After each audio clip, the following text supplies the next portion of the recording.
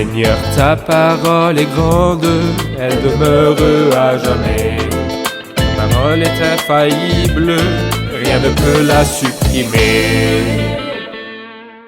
Bienvenue chers téléspectateurs, je vous souhaite la bienvenue ainsi qu'à tous nos téléspectateurs dans le monde entier dans un nouvel épisode du programme quotidien d'études Toute la Bible, dans laquelle nous présentons une étude de tous les livres de la Bible, de la Genèse à l'Apocalypse.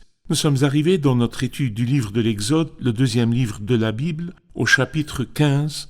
Je vous encourage à prendre votre Bible et à réunir votre famille autour de vous pour écouter ensemble l'étude de la parole de Dieu, parce qu'elle est claire et elle donne de l'intelligence à ceux qui manquent d'expérience.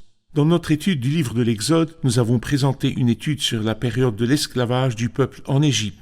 Mais comment le Seigneur fit-il surgir pour eux un libérateur qui est Moïse? Comment l'a-t-il préparé? Comment l'a-t-il dépouillé de lui-même? Et comment l'a-t-il préparé pour diriger le peuple? Nous avons vu dans le dernier épisode comment le Seigneur a mené la bataille au profit de son peuple et lui a fait traverser la mer des roseaux après l'avoir asséchée devant eux. Aujourd'hui, nous allons retrouver le peuple sur l'autre rive de la mer Rouge pendant qu'il chantait le cantique de la rédemption. Permettez-moi au début de l'épisode d'accueillir notre invité, le frère Youssef Riyad. Bienvenue, frère Youssef. Merci, frère Riyad. Bienvenue à nos invités aussi, soyez les bienvenus. Frère Youssef, avant de commencer l'étude du chapitre 15, pourrions-nous avoir un commentaire sur la signification spirituelle pour nous aujourd'hui, dans l'ère de la grâce, l'ère de l'Église, de la traversée de la mer Rouge et avant cela de l'agneau de la Pâque? Il y a deux événements dans le livre de l'Exode, l'agneau de la Pâque et la traversée de la mer Rouge. De quoi nous parle-t-il spirituellement? Eh bien, si nous demandons, la délivrance a-t-elle été accomplie par l'agneau de Pâques ou bien par la traversée de la mer Rouge? En fait, par les deux. C'est-à-dire, l'agneau de Pâques les a sauvés d'un Dieu juste, qui s'offense à cause du péché. Et le remède était dans le sang, comme si le sang était une barrière entre les gens pécheurs et un Dieu qui déteste le péché et juge. Quand il voit alors le péché, il le juge sur le champ, à moins qu'il ne trouve quelqu'un qui a souffert le coup à ma place, qui est mort à ma place, et c'est ce qui a été accompli sur la croix. Le Christ est mort à ma place. Mais après avoir fait l'agneau de la Pâque et après avoir été sauvés du destructeur par Dieu, nous ne pouvons pas dire qu'ils ont été délivrés. Et l'expression « délivrés » n'est mentionnée qu'à la fin du chapitre 14. Ce jour-là, les Israélites furent délivrés. Et avant cela, Moïse leur dit « Restez et regardez la délivrance de Dieu ». Alors donc, la délivrance de Dieu a eu lieu après la traversée de la mer Rouge. C'est pourquoi nous lisons sur le cantique après la traversée de la mer Rouge. Alors, nous pouvons dire que nous voyons dans la Pâque le sang qui sépare le pécheur du Dieu qui est saint et juste, alors que la traversée de la mer Rouge, le Seigneur fait séparation entre son peuple et entre les ennemis de son peuple. Autre chose aussi, l'agneau de Pâques et le passage du destructeur étaient dans la nuit, alors que la délivrance dans la mer Rouge était très tôt le matin. Et une dernière chose, c'est que après l'agneau de Pâques, c'était la nuit la plus effrayante que l'Égypte a vécue depuis le début de sa fondation en tant que grand royaume. Il n'y avait pas une seule maison dans toute l'Égypte où il n'y avait pas de cri.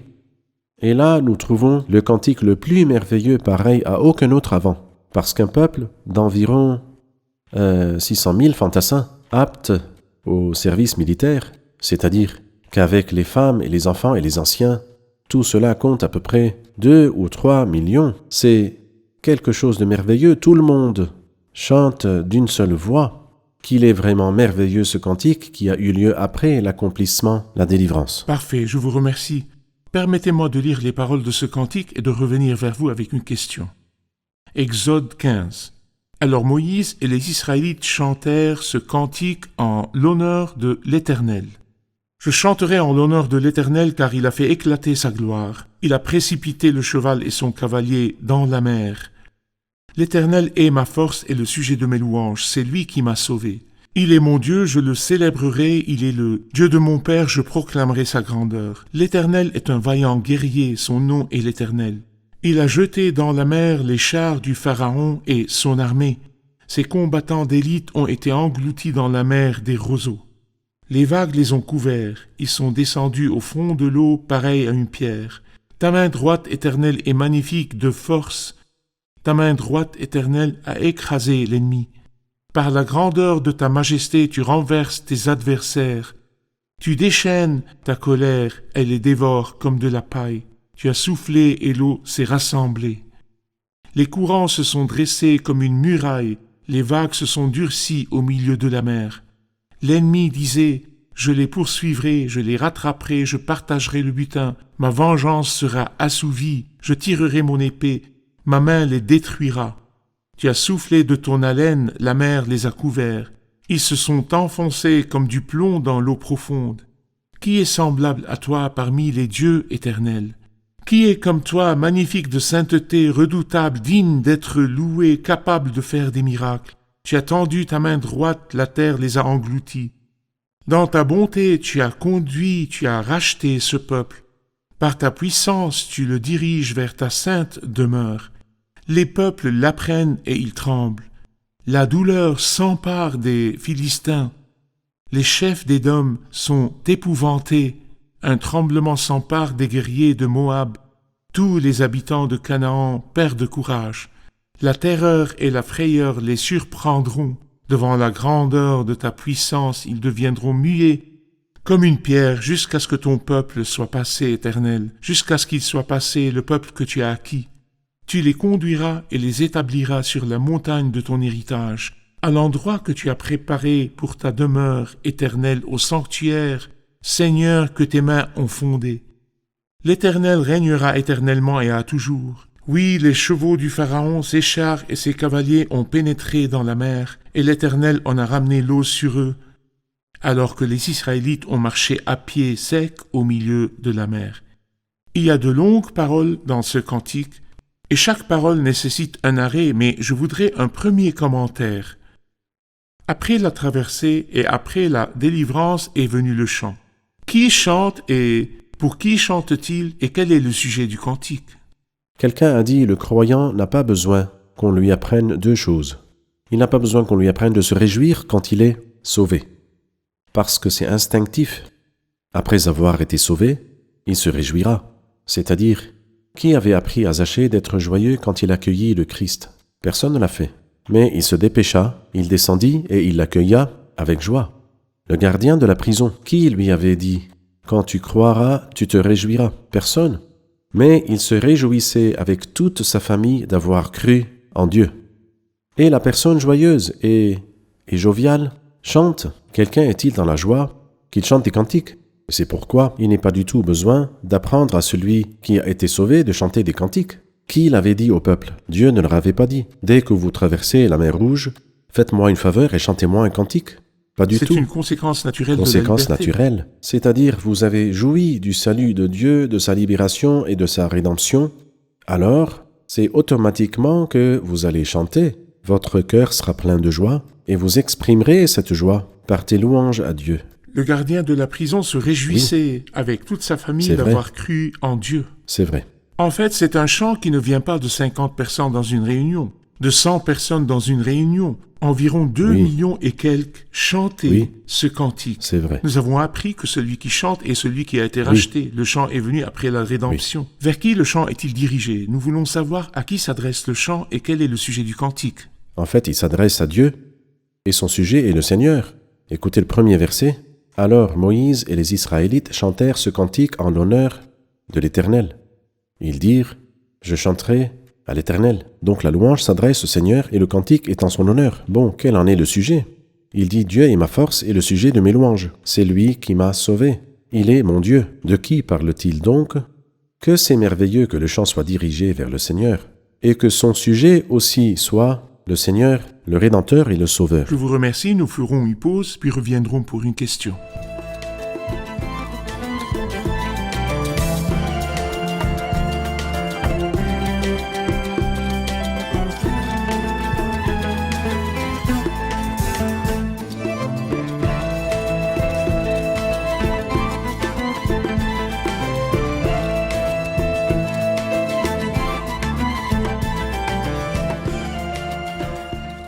Nous voulons savoir comment cette louange et ce cantique ont mis en évidence les attributs de Dieu. Comment les attributs de Dieu sont apparus dans ce cantique? Eh bien, je me contenterai par exemple du verset 11. « Qui est semblable à toi parmi les dieux éternels? Tu es sans pareil, l'unicité de Dieu. Qui est comme toi? Magnifique de sainteté. » De là, nous comprenons que Dieu est saint. Dans le psaume 95, il dit « Oui, toi seul, tu es saint. » Bon. Redoutable, digne d'être loué, capable de faire des miracles. Tu es non seulement sans pareil en sainteté, mais encore redoutable, digne d'être loué et capable de faire des miracles. Et je pense que si celui qui écrivait était un homme ordinaire, il aurait dit d'abord « Qui est comme toi capable de faire des miracles ?» Et redoutable, digne d'être loué, et magnifique de sainteté. Mais Moïse, cet homme qui comprenait Dieu, ne commence pas par Dieu fait des miracles. Non, ceci est extrêmement facile pour Dieu, mais la grandeur de ce Dieu et son unicité est que nul n'est aussi saint que notre Dieu. C'est vrai, nul n'est aussi saint que notre Dieu. Bien sûr, le cantique est long, et chaque mot exige de pause. Nous voulons donc que vous nous divisiez le contenu de ce cantique ou les parties de ce cantique. En fait, je peux les diviser de deux façons. La première façon, nous voyons que ce cantique a parlé du passé, et du présent et de l'avenir.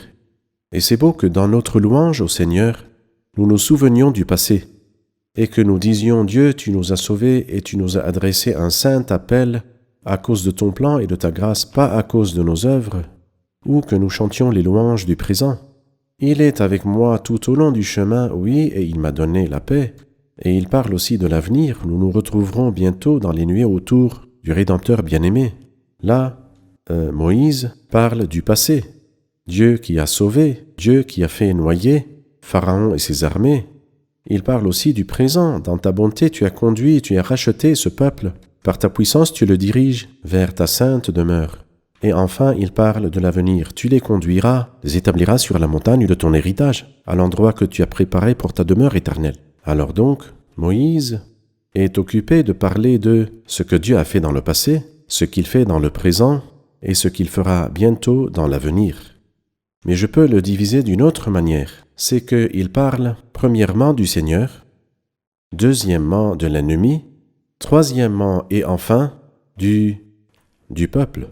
Ça veut dire quand il a commencé à parler du Seigneur, il a dit « L'Éternel est ma force et le sujet de mes louanges, c'est lui qui m'a sauvé, il est mon Dieu, je le célèbre, il est le Dieu de mon Père, je proclamerai sa grandeur, le Seigneur. » Il est occupé par le Seigneur. Deuxièmement, il parle de l'ennemi. L'ennemi disait « Je les poursuivrai, je les rattraperai, je partagerai le butin, ma vengeance sera assouvie, je tirerai mon épée, ma main les détruira. Tu as soufflé de ton haleine, ta mer les a couverts. Ils se sont enfoncés comme du plomb, nous nous en sommes débarrassés. » Et c'est le sujet des versets de 4 à 12. Exactement. Après cela, il parle du croyant, du peuple. Dans ta bonté, tu as conduit, tu as racheté ce peuple. Il est préoccupé d'abord par le Seigneur, et je pense qu'il est bon que dans nos cantiques, que la partie la plus grande et la plus importante soit pour le Seigneur. Ensuite, l'ennemi que nous avons vaincu. Et enfin, le peuple et les bénédictions qui se déverseront sur lui. Parfait. Y a-t-il une relation entre ce cantique et ce qui est mentionné au chapitre 15 du livre de l'Apocalypse? En fait, il y a une référence au cantique de Moïse aussi. Quand il dit, par exemple, dans un verset d'Apocalypse 15, il dit « Je vis aussi comme une mer de verre mêlée de feu ceux qui avaient vaincu la bête, son image, et le nombre de son nom était debout sur cette mer. Tenant des harpes de Dieu, ils chantaient le cantique de Moïse, le serviteur de Dieu et le cantique de l'agneau. » Pourrions-nous connaître le lien entre ce cantique et le cantique d'Apocalypse 15? Le cantique d'Exode 15 est le premier cantique de la Bible. Et le cantique du mouton ou le cantique de l'agneau est non seulement le dernier cantique, mais encore le cantique continu qui sera avec nous au siècle des siècles. Et c'est là que le peuple racheté et délivré a d'abord appris à chanter. Mais après cela, le peuple et surtout cette nation traverseront des circonstances très difficiles qui seront couronnées par la grande tribulation et la bête et le faux prophète comme nous le lisons dans l'Apocalypse. Et beaucoup de gens seront tués parce qu'ils étaient debout sur une mer de verre mêlée de feu. Et malgré cela, ils finiront par triompher. Ils seront vainqueurs par le cantique de l'agneau offert en sacrifice pour eux. Parfait. Nous avons vu Moïse conduire le peuple dans le champ ici, près de la mer des roseaux. Oui. Qu'en est-il de nous quand nous nous réunissons dans notre culte est que nous offrons à Dieu des sacrifices de reconnaissance et de louange. Qui est le conducteur de louange? Eh bien, vous remarquez que celui qui a fait la délivrance, bien sûr, la source de la délivrance, c'est Dieu, et celui qui a fait la délivrance, si je puis dire, c'est Moïse. Mais il a non seulement fait la délivrance, mais aussi il chante. Et moi, je me rappelle qu'il y a quelqu'un qui est incommensurablement plus grand que Moïse, qui a fait le salut et qui conduit la louange. Lisez par exemple le psaume 22. Nous le trouverons pendant qu'il faisait le salut, s'écriant solitairement et s'adressant à Dieu en disant « Mon Dieu, pourquoi m'as-tu abandonné ?» Lisez le verset 22 qui dit « J'annoncerai ton nom à mes frères, je te célébrerai au milieu de l'assemblée. Car celui qui a fait le salut est présent au milieu des croyants pour conduire leur louange. » Il y a une phrase sur laquelle je dois m'arrêter, frère Oui. Youssef, quand il dit au verset 13 « Dans ta bonté tu as conduit, tu as racheté ce peuple, par ta puissance tu le diriges vers ta sainte demeure. » Oui, Entre la rédemption du peuple et l'arrivée du peuple à sa sainte demeure, il n'est pas fait mention du désert. Et je voudrais dire quels sont les desseins de Dieu envers le peuple ou quels sont les desseins de Dieu envers nous. alors laissez-moi dire que le désert ne fait pas partie des desseins de Dieu. Il est le chemin de Dieu. Et il y a une différence entre les desseins et le chemin. Les desseins, je suis descendu pour les faire sortir de ce pays, de la maison d'esclavage, vers un pays où coule le lait et le miel. Où est le désert? On ne le mentionne pas. Mais le désert est un passage obligé. Vous savez, quand on nous dit passage obligé, il n'y a pas d'autre chemin. Le désert, la douleur, c'est-à-dire c'est à travers beaucoup de difficultés qu'il nous faut entrer dans le royaume de Dieu. Et c'est pourquoi le désert n'est pas mentionné là, même s'il fait partie du chemin de Dieu. Parfait, je vous remercie. Nous ferons une pause puis reviendrons pour une question.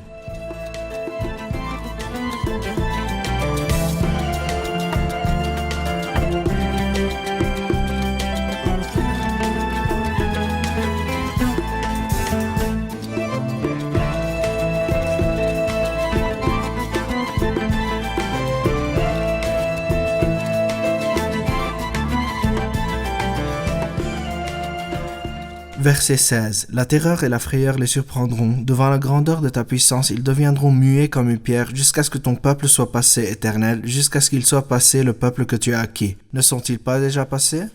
Une question importante, à vous. En fait, ces versets, à partir du verset 14 jusqu'à la fin du chapitre où le cantique, sont vraiment fantastiques. Par exemple, au verset 14, les peuples l'apprennent et ils tremblent, et la douleur s'empare des Philistins.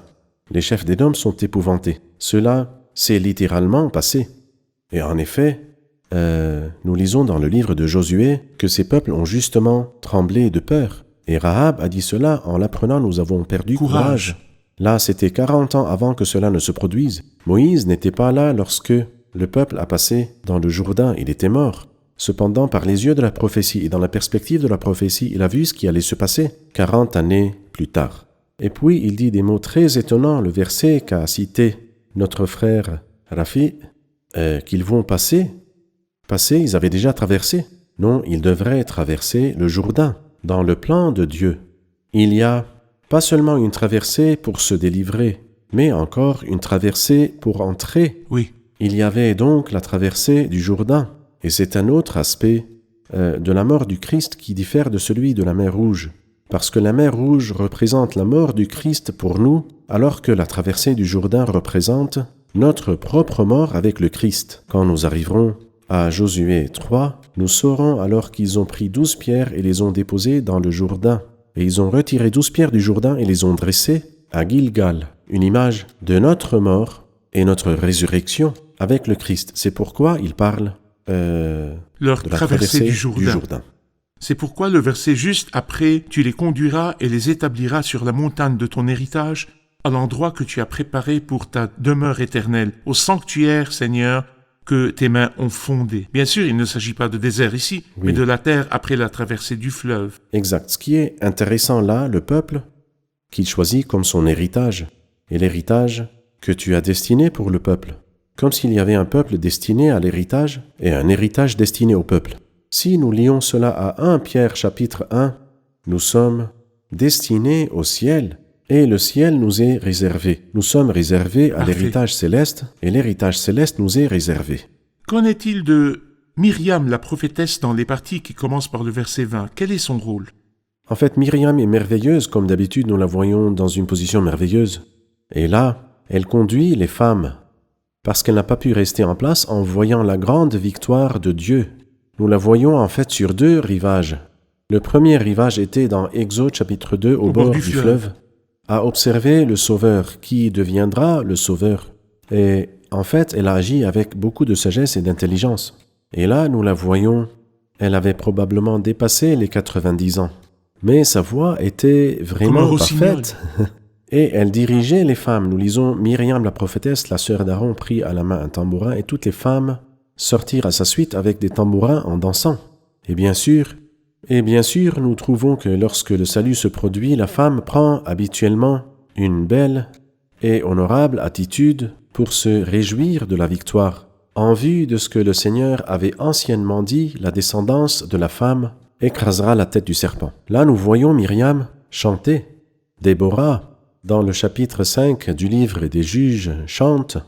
Dans 1 Samuel, chapitre 18, nous lisons sur les femmes qui sont venues à la rencontre du roi. Les femmes qui suivaient David en dansant au son des tambourins et lui chantaient « Saül a frappé ses 1000 et David ses 10 000 ». Bien sûr, elles se réjouissent de la victoire. Frère Youssef, après ce beau cantique, Oui, nous avons fait face à une station, oui. la station de Mara. Et je voudrais un commentaire sur Mara, ce qui y est arrivé et ce que nous en apprenons. Mara est la première station à laquelle le peuple a fait face après le merveilleux cantique. Mais malheureusement, pendant 3 jours, ils ne trouvèrent pas d'eau. Et finalement, ils ont trouvé de l'eau, et voilà que l'eau était amère. Et le peuple a murmuré. Et c'est une image de nous, bien des fois après le salut, après les joies, après l'exaltation des joies spirituelles, nous faisons face au désert avec son côté douloureux, Mara. Si nous faisons face à Mara, nous la trouverons amère. Il y a un cantique qui dit « une fois douce et une fois amère ». Moi, quand je la chante, je dis toujours « une fois douce et bien des fois amère », beaucoup de fois. Mais ils ont fait face à Mara. N'y a-t-il pas de remède? Si, Dieu a un remède. Celui qui délivre de l'Égypte est celui qui guérit dans le désert. C'est lui qui a délivré le peuple de l'esclavage cruel du Pharaon. Mais dans le désert, nous trouverons beaucoup de choses qui ont besoin d'être guéries. Je suis le Seigneur qui vous guérit. Il lui indiqua un morceau de bois. Il jeta ce morceau de bois dans l'eau. Alors l'eau, qui est amère, est devenue douce. Et après Mara, le chapitre a été clôturé par ce qu'on appelle Élim. Parlez-nous d'Élim. Élim, bien sûr, l'image est complètement différente, à tel point que certains ont dit que le caractère général du désert est Mara, même si de temps en temps, elle n'est pas en manque de Élim. Élim n'est pas le caractère général du désert, malheureusement. Mais très bientôt, nous allons partir et nous allons oublier la fatigue et la douleur pour toujours. Mais il y a là des stations de repos de temps en temps dont Dieu ne nous prive pas. Qu'ont-ils trouvé à Élim? La Bible nous dit, elle nous dit qu'ils trouvèrent 12 sources d'eau et 70 palmiers. Alors ils mangeaient, ils étaient rassasiés et le goût des dattes était très bon. Donc tout est très beau à Élim, mais malheureusement, comme nous l'avons dit, ce n'est pas la station finale. Élim n'est pas votre station finale, c'est juste une chose dans le désert, dans la traversée, pour vous encourager, mais vous vous dirigez vers Canaan, un pays qui coule le lait et le miel. Dans l'expérience spirituelle chrétienne, Oui. le croyant qui jouit du salut et se réjouit et chante le cantique de la rédemption fera face par après à Mara, Bien à sûr. des angoisses, mais Oui. le remède à des angoisses est dans le Christ, C'est le bois vrai. qui a été coupé et qui a rendu l'eau amère douce. Parfait. Et le Seigneur les fera aussi jouir d'Élim de temps en temps dans le désert, un C'est repos vrai. temporaire, Tout à jusqu'à fait. ce que nous entrions dans le repos, dans la vie éternelle et la présence perpétuelle dans la présence du Seigneur. Le Seigneur a dit à ses disciples, venez par vous-même dans un endroit désert et reposez-vous un Des peu. stations de repos. Des Merci, stations nous de sommes repos. arrivés à la fin Que de Dieu vous l'épisode, bénisse. nous allons le réviser avec nos Amen. invités. Qu'avons-nous appris aujourd'hui? Sur notre parcours avec le Seigneur après le salut, nous devons passer par Mara et faire face à des circonstances amères et difficiles. Mais ce qui nous encourage, c'est que celui qui délivre de l'Égypte est aussi celui qui guérit dans le désert. Le chant vient toujours après la rédemption et son sujet devrait être Dieu et dirigé vers Dieu. Le désert a des stations difficiles, Mara, de douleur, de maladie, mais il y a la personne qui traite et guérit. Je suis l'Éternel, celui qui te guérit. Merci, que le Seigneur vous bénisse. Merci frère Youssef, Que Dieu que le vous Seigneur garde. vous bénisse. Chers téléspectateurs, nous avons vu dans l'épisode d'aujourd'hui que le chant est venu après le salut. L'homme ne pourra pas chanter s'il n'est pas d'abord sauvé. Il est impossible pour l'homme de chanter les louanges de Dieu avant de jouir du salut par l'œuvre du Christ sur la croix. Les églises peuvent être remplies de gens qui chantent des cantiques, mais sont-ils vraiment sauvés et ont-ils reçu la vie éternelle et jouissent-ils de l'œuvre du Christ sur la croix? Alors, Moïse et les Israélites chantèrent en l'honneur de l'Éternel, et Myriam, la prophétesse, avec les femmes, chanta les louanges du Seigneur. Et la Bible est remplie de ce mot, chanter les louanges du Seigneur, c'est-à-dire celui à qui nous devons chanter des louanges. À lui et à son nom, c'est le Seigneur. Pourquoi? Nous avons appris aujourd'hui que parce que le Seigneur est saint, nous chantons ses louanges. Parce que le Seigneur est le Sauveur, nous chantons ses louanges. Parce que le Seigneur est grand, nous chantons ses louanges. Parce qu'il est saint, il est digne d'être loué. Parce qu'il est grand, il est digne d'être loué. Parce qu'il est le Sauveur, il est digne d'être loué. Toute personne qui chante les louanges de quelqu'un d'autre que le Seigneur devrait avoir honte. Si nous chantons les louanges des gens, nous disons qu'ils sont ou qu'il est saint et qu'il est grand et qu'il est un Sauveur digne d'être loué. Et la Bible dit que Dieu seul est le Sauveur et qu'il est saint et grand. Les cantiques, les louanges, la glorification, l'honneur et la révérence ne devraient être offerts qu'à une seule personne, qui est le Seigneur. Les louanges sont pour le Seigneur. Ne chantons ni pour des personnes, ni pour des anges. Ne louons ni des personnes, ni des anges. Ne glorifions ni des personnes, ni des anges, car sa gloire, il ne la donnera pas à un autre. Chantez en l'honneur de l'Éternel, car il a fait éclater sa gloire, il a précipité le cheval et son cavalier dans la mer. Jusqu'à ce que nous nous retrouvions dans un nouvel épisode, que le Seigneur soit avec vous.